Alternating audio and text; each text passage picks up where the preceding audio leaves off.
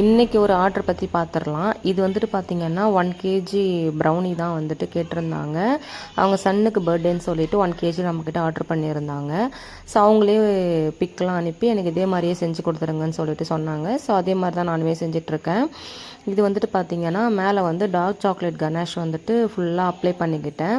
இது வந்துட்டு 4 கார்னர்லையுமே அப்ளை பண்ணிக்கிட்டேன். சரி சாப்பிடும் போது ஒரு கேக்கி மாதிரி இருக்கணும் அப்படின்னு சொல்லிட்டு ஸோ அதுக்காக நான் ஃபுல்லாகவே அப்ளை பண்ணிக்கிட்டேன்.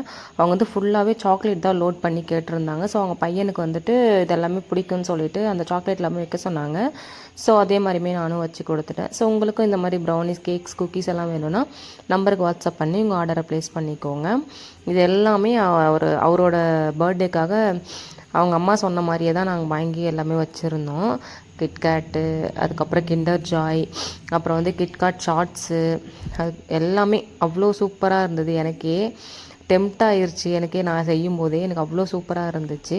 ஸோ அதுக்கப்புறம் பார்த்தீங்கன்னா ஃபுல்லுமே வந்துட்டு ஒயிட் சாக்லேட்டில் வந்துட்டு நான் அப்படியே சும்மா ஒரு டிசைன் மாதிரி அதை வச்சுட்டேன், சாக்கோ சிப்ஸ் எல்லாமே. ஸோ அது பார்க்குறதுக்குமே இன்னும் கொஞ்சம் அழகாகவே தெரிஞ்சிச்சு.